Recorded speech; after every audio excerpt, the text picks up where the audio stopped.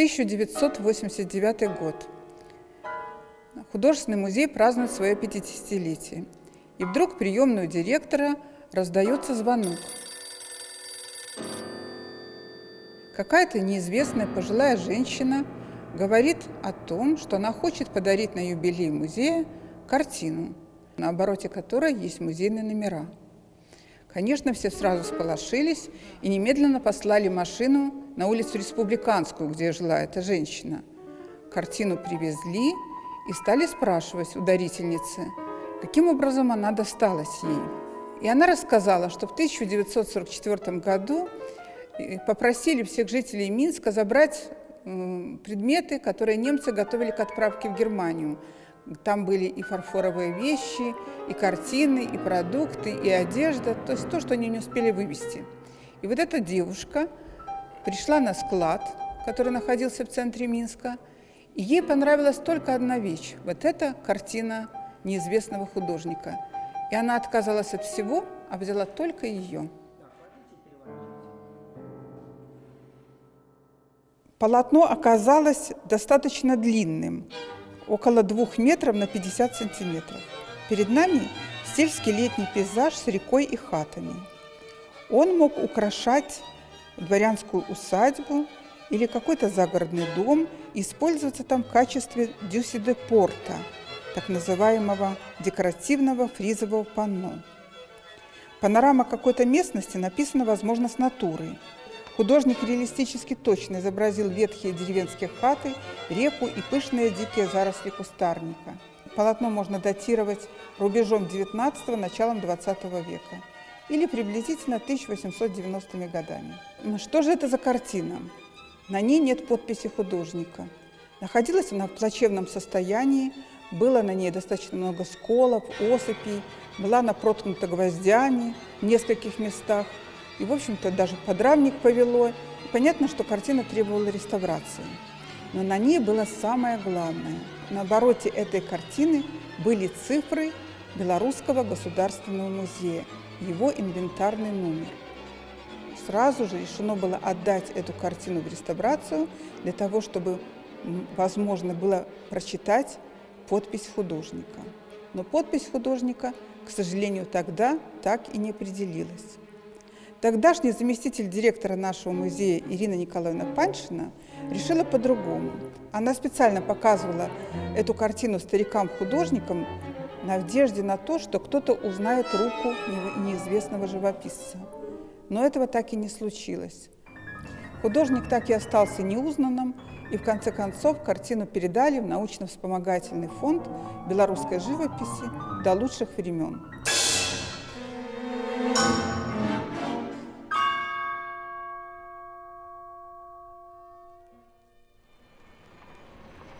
В начале 2000-х годов сотрудникам музея стал доступен рукописный инвентарь Социально-исторического музея Беларуси, датированный 1934 годом.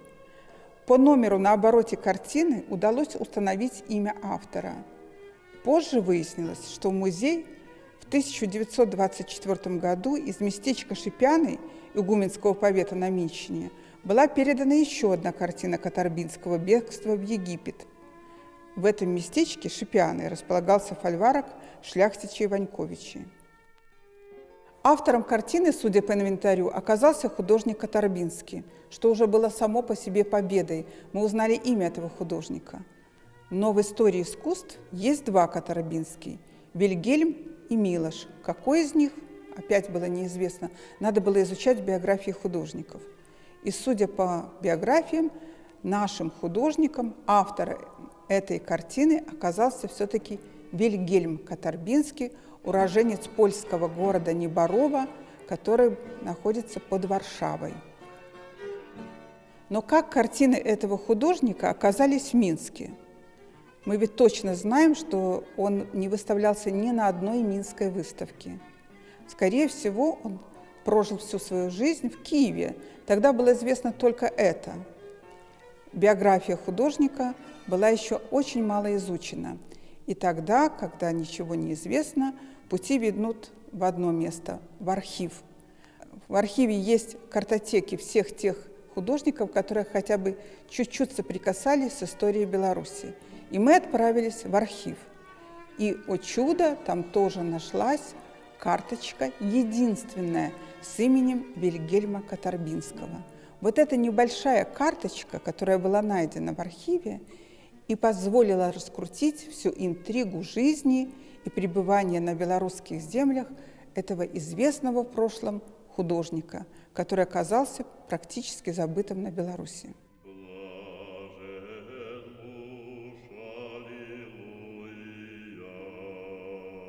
Вильгельм Катарбинский относится к разряду так называемых забытых художников. Он известен в русском искусстве прежде всего как соборянин. Соборяне – это авторы росписи знаменитого Владимирского собора в Киеве. Там Катарбинский, это очень хорошо известно, работал в отличной команде русских живописцев – Врубеля, Нестерова, Васнецова. Они называли его ласково «Катар» и немного подтрунивали над его польским патриотизмом. Николай Мурашко, это киевский художник, характеризовал его как очень простого и веселого господина, полного изящных шуток. А Васнецов даже вел его в свою картину «Царевна Несмеяна». Вот он, этот польский шляхтич, который гордо подкручивает ус.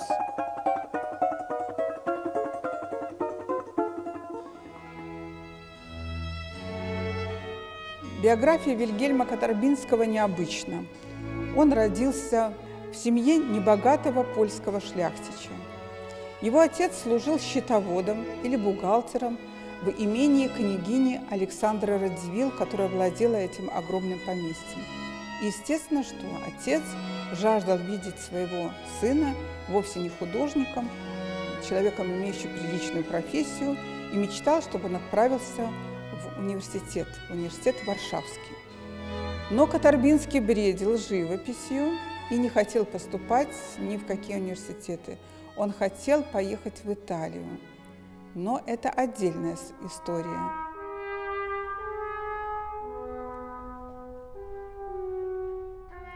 В его жизни есть и очень романтическая страница. Это страница его любви к своей дальней родственнице, некой кузине, старше его на 6 лет, которую он по рассказам полюбил еще в детстве. Но этот брак был запрещен костелом из-за близкого родства жениха и невесты. Эта запретная любовь и определила дальнейшую судьбу нашего художника.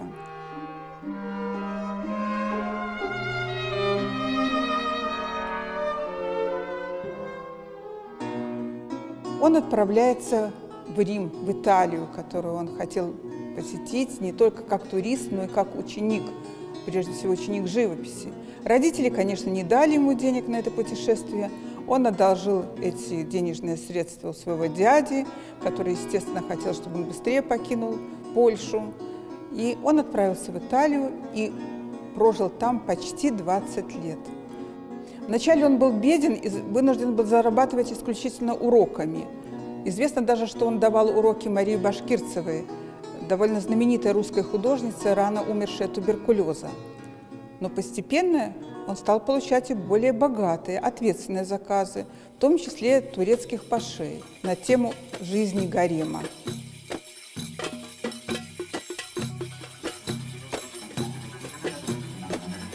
Он был настолько увлечен живописью, что иногда забывал даже поесть, был трудоголиком. И однажды он упал в голодный обморок.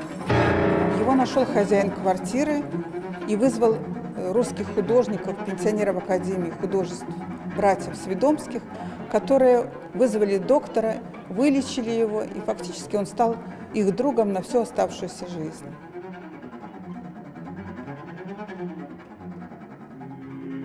В 1887 году Катарбинский получает от своих друзей Свидомских выгодное предложение – переехать в Киев для участия в росписи Владимирского собора.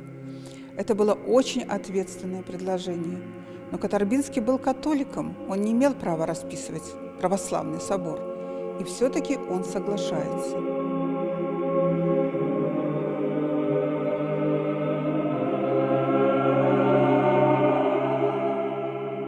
Почему? А потому что он узнает, что его любимая кузина овдовела, она свободна и он стремится в Россию для того, чтобы вновь ее увидеть. Он приезжает в Россию, встречается со своей кузиной, и случается чудо. Костел дает разрешение на брак. Молодые женятся. Ну, как молодые?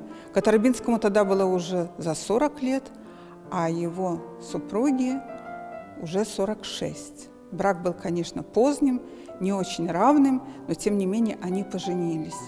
Они поженились и переехали в такое небольшое имение Кальск, находящееся на Случине, под Слуцком. Долгое время мы не могли найти это имение Кальск, потому что и на современной карте Беларуси его нет.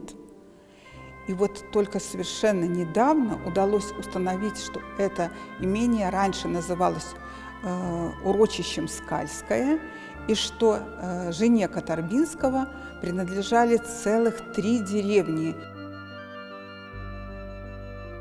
Вот оно, загадочное имение Кальск, которое мы не могли найти на карте. Нам подсказали его местные краеведы. К сожалению, ничего здесь, как видите, не сохранилось. Здесь поле, и никаких признаков того, что когда-то здесь было прекрасное имение, которое унаследовала жена Катарбинского. Имя мы ее знаем. Екатерина Осиповна Корженевская, урожденная Корженевская, в первом браке Пудловская. Все, что уцелело от Корженевских, это несколько надмогильных памятников ее семьи, наверное, отца и дядьки. Находится оно в плачевном состоянии недалеко от бывшего имения Тростенец. Вместе с 3 деревушками – Кальском, Зажевичами и Тростенцом – она унаследовала еще 415 гектаров земли, то есть стала вполне приличной слуцкой землевладелицей. Никогда бы мы не узнали, как выглядело это имение, если бы не Иван Николаевич Белько, местный краевед, который по рассказам односельчан просто зарисовал его так, как он это понимал. И этот его рисунок, в общем-то, дает нам представление о том, как жил Катарбинский, в каком имении, как оно выглядело.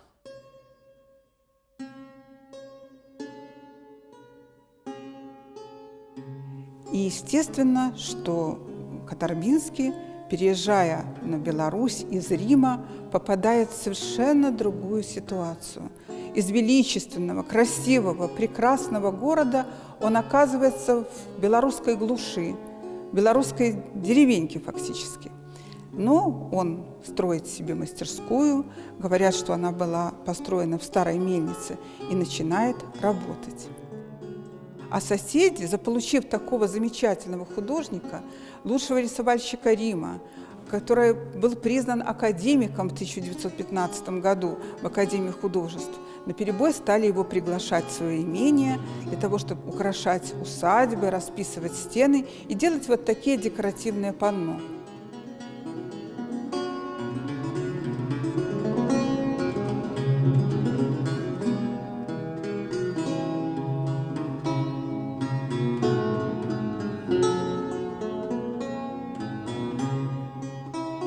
Кроме этого, он еще и расписывал костелы. И нам даже известно 2 или 3 костела, которые он расписал. К сожалению, эти костелы не уцелели, они были взорваны в 30-е годы или во время Второй мировой войны. Точно мы не очень-то и знаем. И вот такая экзотическая птица залетела на белорусские земли.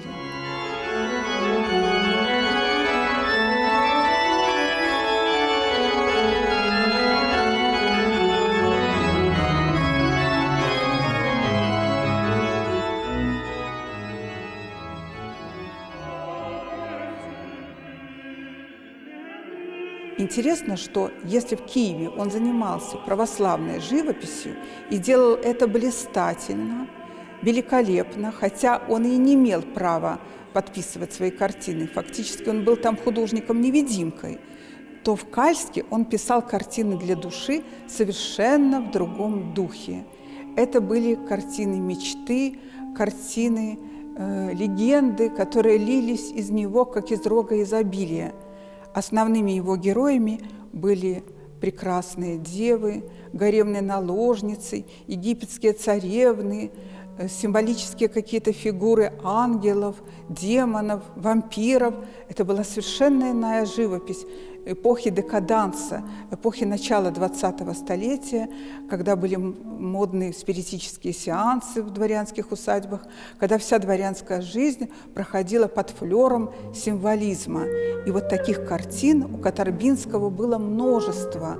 Они лились из него просто как песня какая-то. И давайте посмотрим на эти картины, и вы увидим, как сильно они отличаются от того, что он делал в Киевском Владимирском соборе. Эти картины были настолько модными, что даже пришлось ему издать открытки с их изображением. И эти открытки расходились мгновенно. Они покупались и в Петербурге, где у него часто были выставки, и в Киеве, и даже в других провинциальных городах.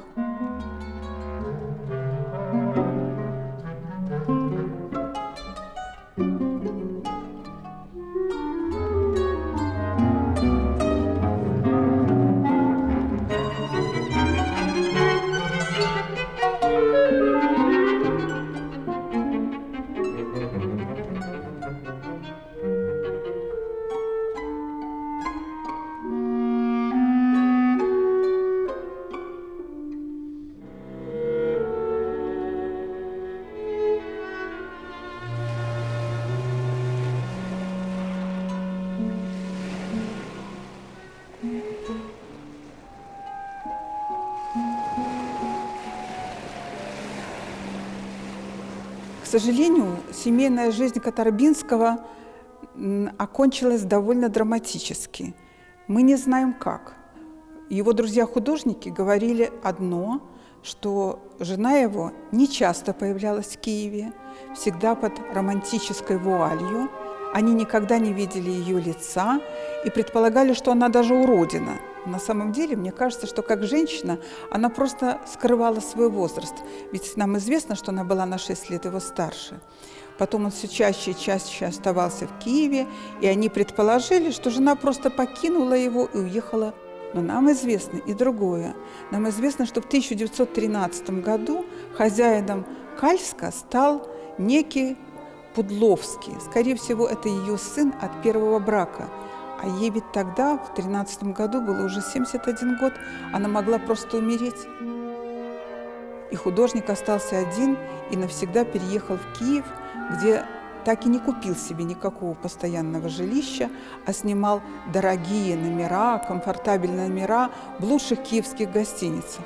Но на лето, несмотря на то, что между Киевом и Слуцком было почти 450 километров, он всегда приезжал в свою благословенную, любимую мастерскую и писал эти картины.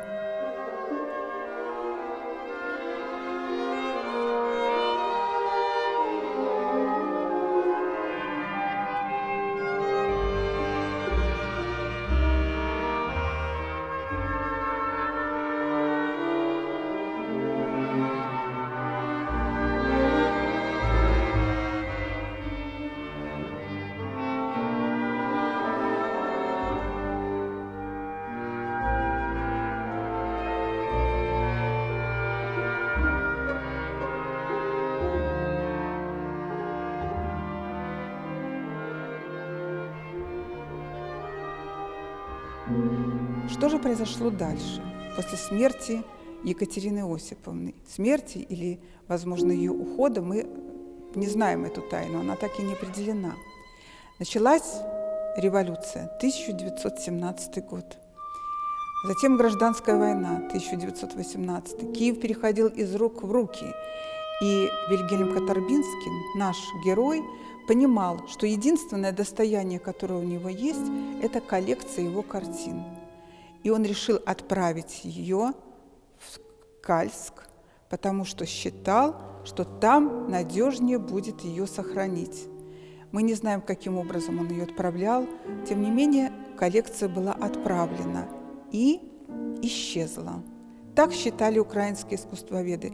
И во всех книгах написано, что фактически эта коллекция потерялась. Но та единственная карточка, помните ли вы о ней, которую мы нашли в архиве, рассказала нам эту историю. Это карточка Сендера Давидовича Полеса, известного краеведа, пылесоса, как тогда говорили, который собирал все мельчайшие сведения. Так вот, в этой карточке было написано, что в 1919 году картины из Слуцка, а их было целых 282 штуки, были вывезены из Слуцка в Минск, в Минский областной музей. То есть получается, что вот эта огромная коллекция этих великолепных символических картин эпохи модерна, которые Катарбинский переправил из Киева, в 19 году была не только цела, но даже находилась в нашей столице Белоруссии, в Минске. И эти картины стали экспонатами Минского областного музея, который был создан в 1919 году. Но, к сожалению, они не были даже распакованы. Их привез художник Арон Костелянский, это такой эмиссар областного музея, в нескольких ящиках. И поскольку места в областном музее не было, их просто поставили на первых этажах в здании Минского дворянского собрания, где они и стояли. К сожалению, описи мы так и не нашли. Может быть, ее даже и не было. И уже в 1920 году этих картин не стало. Нет следа. Картины исчезли, ушли. Куда? Всему виной историческая ситуация. Мы знаем, что в апреле 1919 года картины были в Минске, а ровно через 4 месяца, в сентябре 1919 года, в Минск вступили войска Пилсудского.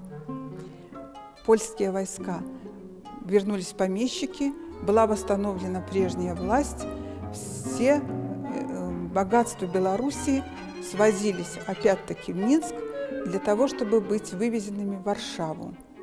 Возможно, что эта коллекция и была вывезена в Варшаву Пилсудским, потому что по некоторым слухам, которые доходят до нас и описываются как киевская история, считается, что Пилсудский выделил целый вагон для коллекции картин Катарбинского, и они были вывезены в столицу Польши. Но интересно, что и в Польше их нет. Польские искусствоведы тоже потеряли эту коллекцию Катарбинского. В Минске ее тоже не стало. Так где же эта коллекция находится до сих пор? К сожалению, мы так и не знаем. Мы знаем, что когда-то она была здесь и исчезла. И тут мы должны вновь вернуться к этой картине, которая таким невероятным образом, волей случая, прибыла в наш музей в 1989 году как подарок 50-летию.